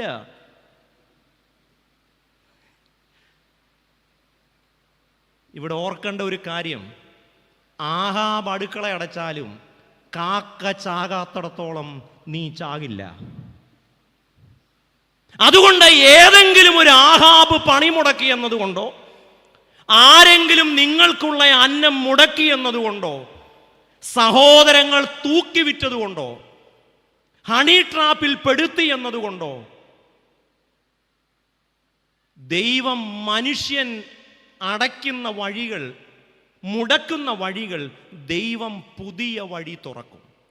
ഈ GPS-ന്റെ പ്രത്യേകത അതാ. നമ്മുടെ കയ്യിലിരിപ്പ് കൊണ്ടോ അല്ലാതെയും ഒക്കെ നമ്മൾ, അല്ലെങ്കിൽ ചില കുസൃതി പിള്ളേർ നമ്മൾ പോകുന്ന വഴിക്കെടുത്ത് റോഡ് ബ്ലോക്ക്ഡ് എന്ന് പറഞ്ഞ് വല്ലതും വെക്കും. അപ്പോൾ നമ്മുടെ ചേച്ചി എന്താ പറയും? റീറൂട്ടിങ് എന്ന് പറയും. ഇത്രയേ ഉള്ളൂ. ഏതവൻ എവിടെ ഉടക്ക് വെച്ചാലും ദൈവം റീറൂട്ട് ചെയ്യും. ഗൂഗിളിന് റീറൂട്ട് ചെയ്യാൻ അറിയാമെങ്കിൽ ഈ അണ്ടകടാഹത്തെ നിർമ്മിച്ച ദൈവത്തിന് വേറെ റൂട്ടൊക്കെ പറഞ്ഞു തരാൻ അറിയാം കേട്ടോ. ആഹാബ് അടുക്കള അടച്ചാലൊന്നും നീയും ഞാനും പട്ടിണി കിടക്കില്ല, കാക്കയുള്ളിടത്തോളം കാലം. സാറേഫാത്തിൽ ഒരു വിധവയെങ്കിലും ബാക്കിയുള്ളിടത്തോളം കാലം ഒരാഹാബിനും നിന്റെ അന്നം മുട്ടിക്കാനാവില്ല. ഇതിനാണ് പ്രോവിഡൻഷ്യൽ വിൽ ഓഫ് ഗോഡ് എന്ന് പറയുന്നത്. പുതിയ നിയമത്തിൻ്റെ ഭാഷയിൽ പറഞ്ഞാൽ നമ്മുടെ ജീവിതത്തിൻ്റെ വാതുക്കൽ ഒരിക്കലും ഉരുട്ടി മാറ്റരുതെന്നും ഒരു കാലത്തും നമ്മൾ രക്ഷപ്പെടരുതെന്നും കരുതി പലരും പല കല്ലും ഉരുട്ടി വയ്ക്കും. എൻ്റെ തമ്പുരാൻ ഉരുട്ടി മാറ്റാൻ പറ്റാത്ത ഒരു കല്ലും ഒരുത്തനും ഇതുവരെ കണ്ടുപിടിച്ചിട്ടില്ല. ദൈവം നിങ്ങൾക്കും എനിക്കും ഒരുക്കിയിരിക്കുന്ന അനുഗ്രഹങ്ങൾ അത് കിട്ടിയിരിക്കും. ചിലപ്പോൾ നിങ്ങൾ ആഗ്രഹിക്കുന്ന രൂപത്തിലോ നിങ്ങൾ ആഗ്രഹിക്കുന്ന ഷേപ്പിലോ ആകണമെന്നില്ല. There is delay but not denial. ഹിന്ദിയിൽ ഒരു പറച്ചിലുണ്ട്, ഭഗവാൻ കെ ഘർ മേ ദേർ ഹേ അന്തേർ നഹി. കറക്റ്റ് ആണോ? ആണോ സജു അച്ഛൻ കറക്റ്റാന്ന് പറഞ്ഞാൽ പിന്നെ കുഴപ്പമില്ല. There is delay but not denial.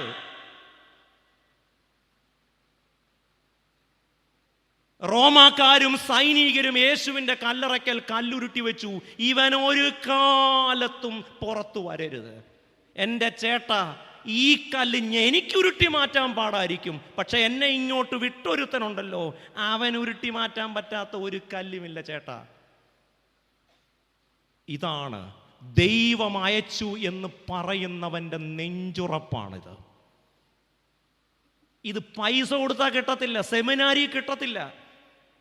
ദൈവം അയച്ചെന്നുറപ്പുണ്ടെങ്കിൽ ഏതാഹാബ് അടുക്കള മുടക്കിയാലും ഒരിക്കലും പുറത്തു വരരുതെന്ന് കരുതി ഏത് വലിയ കല്ലുരുട്ടി വെച്ചാലും എന്നെ കൊണ്ട് ഉരുട്ടി മാറ്റാൻ പറ്റത്തില്ല. പക്ഷെ ഞാൻ ഒരുത്തിന് കൊട്ടേഷൻ കൊടുത്തിട്ടുണ്ട്. ഈ ഉറപ്പുള്ളത് കൊണ്ടാണ് ഇത്രയെല്ലാം പ്രതിസന്ധികൾ ഉണ്ടായിട്ടും ജോസഫ് പറഞ്ഞത് ദൈവമാണ് എന്നെ ഇങ്ങോട്ട് അയച്ചത്. എൻ്റെ നാട്ടുകാരിൽ ചിലരിവിടെ ഉണ്ട്, അവർ ശരിയല്ല. എന്നാൽ ഈ കഥ തിരിച്ച് എന്ന് പറയാൻ എൻ്റെ അമ്മ ജീവനോട് ഇരിപ്പില്ല എന്നതുകൊണ്ട് ഈ കഥ പറയാം. ഞങ്ങളുടെ വീട്ടിൽ രാവിലെ മിക്കവാറും ദിവസങ്ങളിൽ പുട്ട. ഇപ്പം പുട്ടെന്നൊക്കെ പറഞ്ഞാൽ അതിന് വേറെ അർത്ഥമാണ്. പള്ളിയിലൊക്കെ ചിലപ്പം പ്രസംഗിക്കുമ്പോൾ ഇച്ചിരി ആവേശം കൂടിപ്പോയാൽ ചോദിക്കും, പിള്ളേർ ചോദിക്കും ഇന്ന് പുട്ടായിരുന്നല്ലേ എന്ന് ചോദിക്കും. നിങ്ങൾ അങ്ങനെയൊക്കെ പറയത്തില്ലേ?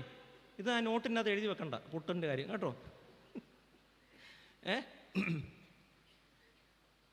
അപ്പോൾ രാവിലെ പുട്ടുണ്ടാക്കുമോ എന്ന് ഈ പുട്ട് ചിലപ്പോൾ നമ്മൾ എന്തെങ്കിലുമൊക്കെ പറഞ്ഞങ്ങ് പോവും. വൈകിട്ട് വരുമ്പോൾ ഇതേ puttu, remember the same puttu, ഒന്നീ ഉപ്പുമാവിൻ്റെ രൂപത്തിൽ വീണ്ടും ജനിച്ച് രക്ഷിക്കപ്പെട്ട് വേറെ രൂപത്തിൽ വരും. അല്ലെങ്കിൽ ഒരു ഇച്ചിരി പഞ്ചസാര അടുപ്പത്തോട്ട് ഇട്ടിട്ട്, ഇത് ഇവിടുത്തെ അമ്മമാർക്കുള്ളൊരു ഷോർട്ട് കട്ടും കൂടാണ്, അതിൻ്റെ അകത്ത് ഇടുമ്പോഴത്തേക്ക് ഇത് ചൂടത്ത് ഇതൊന്ന് നമ്മൾ ഈ ക്യാരമലൊക്കെ ഉണ്ടാക്കുന്ന സംഭവം ഇതങ്ങ് വരും. എന്നിട്ട് അതിൻ്റെ അകത്തോട്ട് ഇട്ടിട്ട് ഒന്നുകൂടെ ഇളക്കും. ഈ സംഭവം എന്തുവാ? രാവിലത്തെ പുട്ടാണ്. ഇപ്പം വന്നേക്കുന്നതോ? കാരണം ഇത് എൻ്റെ അമ്മ എനിക്കുണ്ടാക്കിയ പുട്ടാണ്. തമ്പുരാൻ നിനക്കൊരു അനുഗ്രഹം വെച്ചിട്ടുണ്ടെങ്കിൽ അത് ചിലപ്പോൾ പുട്ടായിട്ട് വേണ്ടാന്നൊക്കെ പറഞ്ഞ് നമ്മൾ ഉടക്കൊക്കെ പറഞ്ഞാലും പുട്ടിൻ്റെ രൂപത്തിലല്ലെങ്കിലും ഇത് നിനക്ക് തന്നെ ഉള്ളതാണ്. ഓ, എന്തൊരു ഉദാഹരണം അല്ലേ!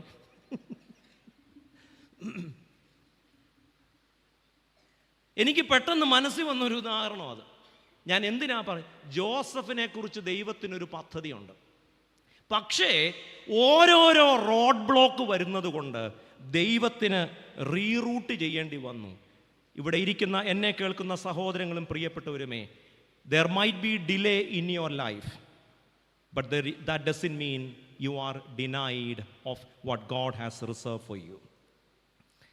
ഇത്രയും പറഞ്ഞാൽ ഇവിടെ കൊണ്ട് തീരേണ്ടതാണ്. പക്ഷേ ഇതിനൊരു ആൻറ്റി ക്ലൈമാക്സ് ഉണ്ട്. ഇതുവരെ ഈ ജോസഫിനെ കുറിച്ച് പറഞ്ഞാൽ ഇന്നലെ എനിക്ക് ദൈവഗതത്തിൽ വിശ്വാസം ഉണ്ടോ എന്ന് ആർക്കെങ്കിലും സുമനസ്സുകൾക്ക് സംശയം ഉണ്ടായിട്ടുണ്ടെങ്കിൽ ഇന്ന് അത് ഇച്ചിരി മാറിക്കാണും. എന്നാൽ ഇവിടം കൊണ്ട് എനിക്ക് നിർത്തിപ്പോകാം. പക്ഷേ ഒരു കാര്യം ഇതിനോട് ചേർത്ത് പറയണം, അതൊരു ആൻറ്റി ക്ലൈമാക്സ് ആണ്. നിങ്ങൾക്ക് നല്ല പോസിറ്റീവ് എൻഡിങ് ആണ് ഇഷ്ടം, പക്ഷേ നിർഭാഗ്യവശാൽ അതുകൂടെ പറയാതെ ഇരുന്നാൽ ദൈവഹിതത്തെക്കുറിച്ചുള്ള നമ്മുടെ വ്യാഖ്യാനം പൂർണ്ണമാവില്ല. എന്താണ് ജോസഫിൻ്റെ വിജയകഥയുടെ സഹോദരന്മാരും ഹണി ട്രാപ്പുകാരും എല്ലാവരും തടസ്സം നിന്നിട്ടും ആരെല്ലാം എതിരു നിന്നിട്ടും ദൈവം ജോസഫിനെ ഒരു പ്രത്യേക സ്ഥലത്തെത്തിച്ചു. അപ്പോൾ ഇതൊരു മോട്ടിവേഷണൽ സ്റ്റോറിയാണ്. എന്നാൽ ഇതിനൊരു ഫ്ലിപ്പ് സൈഡ് ഉണ്ട്, ഇതിനൊരു മറുപുറമുണ്ട്. ഇന്ന് തിരുമേനി നമ്മുടെ രാവിലത്തെ റിന്യൂവൽ കോൺഫറൻസിൽ പറഞ്ഞതുപോലെ നാം അറിഞ്ഞു വെച്ചിരിക്കുന്നതിൻ്റെ മറുപുറം അന്വേഷിക്കലാണ് ആത്മീയത. അങ്ങനെയാണെങ്കിൽ ജോസഫ് മിസ്രയേമിൻ്റെ അധിപതിയായതാണ് സക്സസ് സ്റ്റോറി. ഇതിൻ്റെ ഒരു ഫ്ലിപ്പ് സൈഡ് കൂടെ ഉണ്ട്. എന്താണ് ഈ വിജയകഥയുടെ മറുപുറം? 45-ാം അധ്യായം 10-ാം വാക്യത്തിൽ യാക്കോബും മറ്റ് സഹോദരങ്ങളും എല്ലാം വന്ന് മിസ്രയേമിൽ താമസം ആരംഭിക്കുകയാണ്. അവർ താമസിക്കുന്ന സ്ഥലത്തിൻ്റെ പേര് ഗോശൻ എന്ന ദേശമാണ്. ഓർക്കേണ്ട കാര്യം, അത് 430 കൊല്ലം നീണ്ടു നിന്ന അടിമത്തത്തിൻ്റെ തുടക്കമാണ്. അപ്പോൾ ഒരു വശത്ത് ദൈവമാണ് എന്നെ കൂട്ടിക്കൊണ്ടുവന്നെന്ന് എന്ന് ജോസഫ് പറയുകയും അത് ശരിയായിരിക്കുകയും അതൊരു വിജയകഥയായിരിക്കുമ്പോഴും കാണാതെ പോകാൻ പാടില്ലാത്ത ഒരു ഫ്ലിപ്പ് സൈഡ് ഈ വിജയകഥയ്ക്കുണ്ട്. ജോസഫ് മിസ്രയേമിൽ പ്രധാനമന്ത്രി ആയതുകൊണ്ടല്ലേ ഇവർ 430 കൊല്ലം അടിമകളായി കഴിയേണ്ടി വന്നത്. ഇത് നമുക്ക് നൽകുന്ന ഒരു മുന്നറിയിപ്പുണ്ട്. എന്താണെന്നറിയാമോ? ഏതെങ്കിലും ഒരു മനുഷ്യനെ കുറിച്ചുള്ള ദൈവഹിതം നിങ്ങൾ അട്ടിമറിക്കാൻ ശ്രമിക്കുമ്പോൾ ആ മനുഷ്യൻ ഒരു പക്ഷേ അതിനെ അതിജീവിച്ചു എന്ന് വരാം. പക്ഷേ നിങ്ങൾ തകർക്കുന്നത് ദൈവത്തിൻ്റെ വിശാലമായ പദ്ധതികളാണ്. ഒരു ജനം, ഒരു കുടുംബത്തിലെ ഒരു ഡിസ്ഫങ്ഷണൽ ഫാമിലിയിലെ കുറെ സഹോദരന്മാരുടെ ചതിക്കഥയുടെ പര്യവസാനമെന്ന് പറയുന്നത് 430 കൊല്ലം അടിമയായി. അപ്പോൾ ചില വിജയകഥകൾക്കൊരു മറുപുറമുണ്ട്. ഇന്ന് ലോകത്തിലെ ഏറ്റവും വലിയ പ്രശ്നം എന്താണ്? യഹൂദന്മാരും അറബ് വംശജരും തമ്മിൽ നേരിടുന്ന പ്രശ്നമാണ്. ഓരോരൊറ്റയാളുടെ അതിബുദ്ധിയും കുരുട്ടുബുദ്ധിയുമാണ് ഇന്ന് ലോകത്തിൻ്റെ മിക്കവാറും എല്ലാ രാജ്യങ്ങളും നേരിടുന്ന വലിയ വിപത്തിൻ്റെ. നമുക്ക് ചിലപ്പോൾ തോന്നും നമ്മൾ ഇച്ചിരി മിടുക്കന്മാരാന്ന്. അബ്രഹാമും സാറാച്ചേടത്തെയും കൂടെ അങ്ങ് ഒത്തു, എടവ മിഷൻ്റെ സെക്രട്ടറിയും സേവ്യാ സംഘത്തിൻ്റെ സെക്രട്ടറിയും കൂടെ അങ്ങ് ഒത്തിട്ട് ഇസ്മായേലിനെ മരുഭൂമിയിൽ വിട്ടു. തീർന്നു എന്നാണ് വിചാരിച്ചത്. ഒരുത്തനെ തീർക്കാൻ നിങ്ങൾ കൂട്ടുകൂടുമ്പോൾ നിങ്ങൾ തകർക്കുന്നത് ദൈവത്തിൻ്റെ പദ്ധതികളെയാണ്, കേവലം ഒരു വ്യക്തിയെക്കുറിച്ചുള്ള പദ്ധതികളല്ല. ഇന്ന് അറബ് വംശജരും ഇസ്രയേലരും തമ്മിൽ എത്ര കാലമായി പോരാട്ടം തുടരുന്നു. അബ്രഹാം എന്ന് പറയുന്ന ഒരൊറ്റ മനുഷ്യൻ്റെ അതിബുദ്ധിയാണ്. ദൈവത്തിൻ്റെ പദ്ധതി തകർക്കാൻ അതിബുദ്ധിയും കുരുട്ടുബുദ്ധിയും കാണിക്കരുത്. ഒരു പക്ഷേ ഏതെങ്കിലും ഒരു വ്യക്തിയെ തകർക്കാനായിരിക്കും നിങ്ങൾ ശ്രമിക്കുന്നത്. നിങ്ങൾ ചിലപ്പോൾ അതിൽ വിജയിച്ചെന്ന് വരാം, ചിലപ്പോൾ ആ മനുഷ്യൻ നിങ്ങളുടെ ശ്രമത്തെ അതിജീവിച്ചുവെന്നും വരാം. പക്ഷേ തകരുന്നത് ദൈവത്തിന് ലോകത്തെക്കുറിച്ചുള്ള വലിയ പദ്ധതികളാണ്. ഞാൻ എൻ്റെ വാക്കുകൾ അവസാനിപ്പിക്കട്ടെ. ദൈവഹിതം എന്ന ചിരപരിചിതമായ സർവ്വസാധാരണമായ നമ്മുടെ ദൈനംദിന ജീവിതത്തിൽ എപ്പോഴും ഉപയോഗിക്കുന്ന ഒരു വാക്കിനെ കുറിച്ചാണ് നമ്മൾ ഇന്നലെയും ഇന്നുമായി ചിന്തിച്ചത്. സഹോദരന്മാർ സഹോദരനോട് ചെയ്യുന്ന വയലൻസ്. തൂക്കി വിൽക്കുകയാണ് സഹോദരനെ. മിസ്രൈമിൽ ചെന്നപ്പോൾ മറ്റൊരു പ്രശ്നം, അത് ഹണി ട്രാപ്പിൻ്റെ രൂപത്തിൽ. ജയിലിൽ കിടന്നപ്പോൾ തന്നെ സഹായിക്കാമെന്ന് പറഞ്ഞ ഒരു മനുഷ്യൻ്റെ മറവിയുടെ രൂപത്തിൽ violence continuous. There is no end to endless deceptions. എന്നാൽ എല്ലാ വാഴ്ചകൾക്കും എല്ലാ അധികാരങ്ങൾക്കും അറുതി വരുന്ന ഒരു ദിവസമുണ്ട്. ദൈവം ജോസഫിനെ, നിങ്ങളൊന്ന് ആലോചിച്ച് നോക്കിയേ, ആ ജയിലിൽ കിടക്കുന്നവൻ്റെ ശുപാർശ കൊണ്ടെങ്ങാനും ജോസഫ് ഉയർന്നിരുന്നെങ്കിൽ എന്തായിരുന്നേനെ അവസ്ഥ? ആരുടെയും ശുപാർശ കൊണ്ട്, ആരുടെയെങ്കിലും ഓർമ്മശക്തിയിൽ ആശ്രയിച്ച് എവിടെയെങ്കിലും എത്താം എന്ന് നിങ്ങൾ കരുതരുത്. എവിടെ ദൈവമാക്കിയാലും നെഞ്ചുറപ്പോടെ നിൽക്കണമെങ്കിൽ ഒരുത്തൻ്റെയും ശുപാർശയിൽ ദൈവം എനിക്ക് തരുന്ന സ്ഥാനം, ഇടവകയിലും ഭദ്രാസനത്തിലും ഇത് ആശ്രിത നിയമനമാകരുത്. ഞാൻ ആ വാചകം ഒന്നുകൂടെ ആവർത്തിക്കുന്നത് വിശാലമായ അർത്ഥത്തിലാണ്. ആശ്രിത നിയമനങ്ങളിലൂടെ വരുന്നവൻ എന്നും ആശ്രിതനായിരിക്കും. ഞാൻ ആ വാചകം ഒന്നുകൂടെ പറയുകയാണ്. ആശ്രിത നിയമനം അത് ഏത് രൂപത്തിൽ വന്നാലും അവനെന്നും ആശ്രിതനായിരിക്കും. ദൈവം ഉയർത്തുമ്പോൾ മതി എന്ന് വയ്ക്കുക. ഏതെങ്കിലും ഒരു കാര്യം കിട്ടിയില്ലെങ്കിൽ അത് ദൈവത്തിൻ്റെ ഇഷ്ടമല്ലെന്നങ്ങ് തീരുമാനിക്കുക. എന്നാലും ദൈവത്തിന് നമ്മളെക്കുറിച്ചൊരു ഇഷ്ടമുണ്ടെങ്കിൽ ആര് തടസ്സം നിന്നാലും അത് നടത്തിയിരിക്കും. എന്നാൽ ദൈവത്തിന് ഇഷ്ടമല്ല എന്നറിയാമെങ്കിൽ എന്തിനാണ് കുസൃതികൾ, എന്തിനാണ് പിന്നാമ്പുറ വഴികൾ സ്വീകരിക്കുന്നത്? ജോസഫിനെ കുറിച്ച് ദൈവത്തിനൊരു ഹിതമുണ്ട്. അത് തകർക്കാൻ സഹോദരന് കഴിഞ്ഞില്ല, അത് തകർക്കാൻ ഹണി ട്രാപ്പുകാർക്ക് കഴിഞ്ഞില്ല, അത് തകർക്കാൻ സഹ തടവുകാർക്ക് കഴിഞ്ഞില്ല. കാരണം ജോസഫ് കണ്ട സ്വപ്നം ദൈവത്തിൻ്റെ സ്വപ്നമാണ്. നമ്മൾ കാണുന്നത് ദൈവത്തിൻ്റെ സ്വപ്നമാണെങ്കിൽ, നമ്മൾ കാണുന്നത് ആഗ്രഹിക്കുന്നത് ദൈവത്തിൻ്റെ ഹിതമാണെങ്കിൽ, അത് ദൈവത്തിൻ്റെ നീതിക്കും ദൈവത്തിൻ്റെ സ്നേഹത്തിനും ചേർന്നതാണെങ്കിൽ ദൈവം നമ്മളെക്കുറിച്ച് ആഗ്രഹിക്കുന്ന സ്ഥലത്ത് എത്തിയിരിക്കും. എന്നാൽ ഞാൻ പറഞ്ഞ മുന്നറിയിപ്പും നിങ്ങൾ കേൾക്കാതെ പോകരുത്. ഇത്തരം ചില അട്ടിമറികൾക്ക് ഒരു മറുപുറമുണ്ട്, ഒരു ഫ്ലിപ്പ് സൈഡുണ്ട്. അതെന്താണ്? ഒരു വ്യക്തിയെ തകർക്കാം, ഒരു വ്യക്തിയെ ഇല്ലായ്മ ചെയ്യാം, പക്ഷേ നശിക്കുന്നത് ഒരു വലിയ സമൂഹമായിരിക്കും. സഹോദരന്മാരുടെ കുരുട്ടുബുദ്ധിയുടെ ഫലമായി 430 കൊല്ലം മിസ്രയീമിൽ അടിമകളായി കഴിഞ്ഞു. എന്നെ കേൾക്കുന്ന പ്രിയപ്പെട്ടവരെ, നമ്മൾ തകർക്കാൻ ശ്രമിക്കുന്ന മനുഷ്യർ ഒരു പക്ഷേ അതിനെ അതിജീവിച്ചു എന്ന് വരാം. എന്നാൽ നമ്മൾ തകർക്കുന്നത് ദൈവത്തിൻ്റെ വലിയ പദ്ധതിയാണ്. അതുകൊണ്ട് ഒന്നും ആശ്രയിക്കാനില്ലാത്തവന്, ഒന്നും പിടിക്കാനില്ലാത്തവന്, ആരും കൂടെയില്ലെന്ന് തോന്നുമ്പോൾ ഒരു വല്ലാത്ത ധൈര്യമാണ് എന്ത്? ദൈവഹിതം എന്ന പിടിവള്ളി.